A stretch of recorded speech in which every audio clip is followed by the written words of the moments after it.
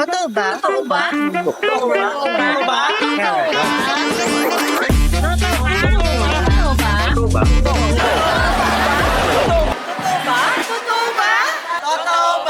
Totoo ba?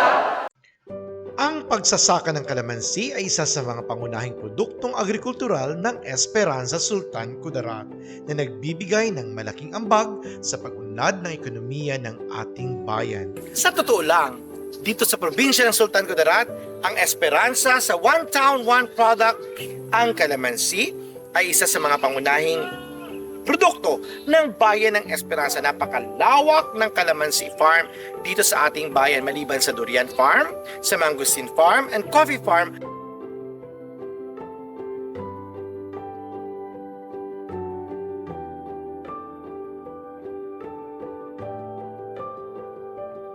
Matatagpuan sa Barangay Sagasa ang karamihan sa mga kalamansi farms na siyang nagbibigay kabuhayan sa maraming pamilya, tinutulungan silang magkaroon ng tuloy-tuloy na kita mula sa produktong mataas ang demand.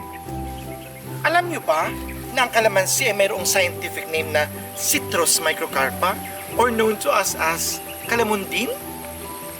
At ito ang totorismo.